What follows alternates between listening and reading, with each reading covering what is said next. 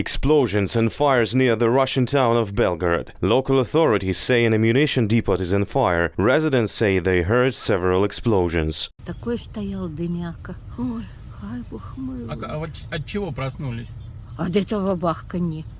Как бабахнуло, и сразу проснулись. Officials from Kursk and Voronezh reported on the activation of air defense systems. It's said that something was shot down in the sky near Baltimore military airfield. Helicopters, fighters, Il-76 military transport, Tu-22 M3 and Tu-95 strategic bombers can be seen in satellite images of this airfield. Nevertheless, this airfield is about 200 kilometers away from the Ukrainian border. There are no weapons in the Ukrainian armed forces that could strike at this range.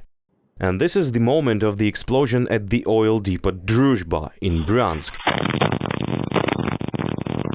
It is located in 100 kilometers from the Ukrainian border. Local emergency services say the fire broke out around 2 a.m. Presumably there are two sources of ignition, one in the oil tank. Information about the second is not disclosed, but social media users reported that an artillery arsenal located nearby was on fire. And this is a picture of the destroyed part of the railway, which seems to lead to the same arsenal. Most likely, road was used to carry equipment and weapons for the war against Ukraine. And more interesting, the way of international oil pipeline lies exactly through Bryansk. Surprisingly, it all came together. Explosions and fires in Russia have occurred more than once in April. This is how an oil depot in the city of Belgorod was on fire in early April. It's 40 kilometers from Ukrainian Kharkiv, and this is where the Kremlin's troops that invaded Ukraine came from. Then the Russians said that the oil depot was struck with the rockets by Ukrainian helicopters. Official Kiev did not confirm or deny this information.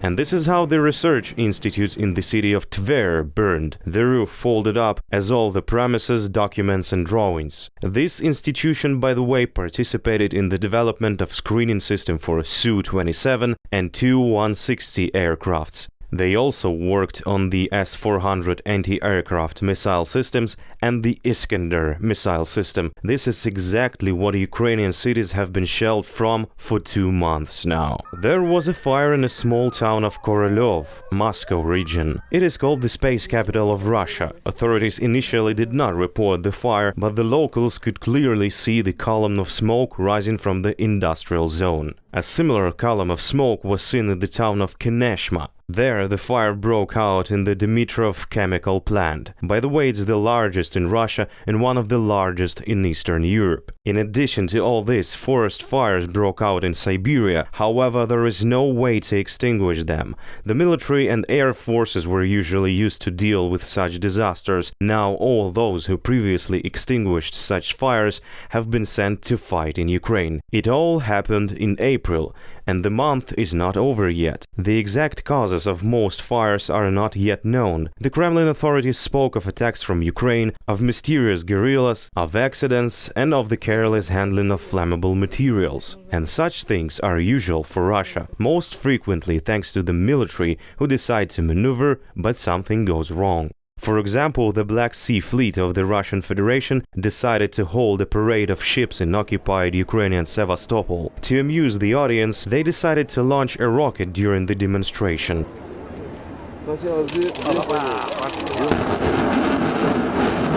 The launch was unsuccessful. The rocket nearly hit the firing ship. But the ship is half the problem. What if the rocket hit the crowd? Putin would have to feign the version that Ukrainian saboteurs got on board and reprogrammed the missile.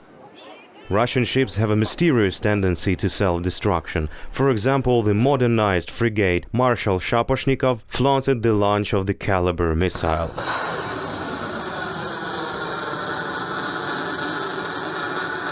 These often strike Ukrainian territory. The ship made a launch, the rocket went up nicely, but then for some reason began to spin in the air and fell near the ship.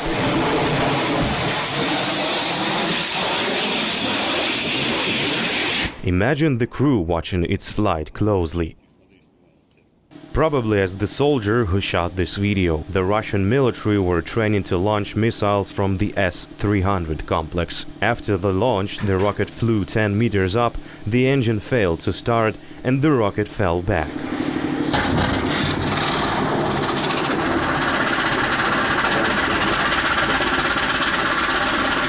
In Russia, such cases occur quite often. Instead of hitting air targets, the Russians are firing missiles at their own installations. Well, engineers will come up with new ones, although what could they do if the research institute burned down?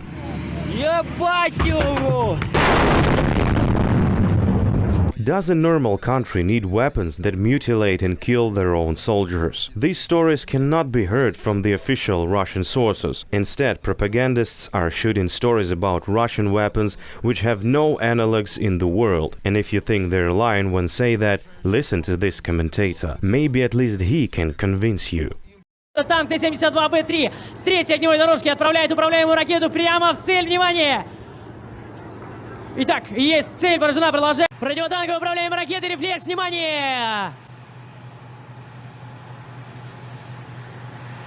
Итак, ну что ж, фактически в корму попадает танку. Have you heard of the Armata tank? A new generation fighting machine that Russians have been flaunting for several years. Strong armor, reliable chassis, advanced guidance and weapons. But for some reason it's still not in the service of the Russian army. And why adopt a machine that is not able to drive on its own through the Red Square?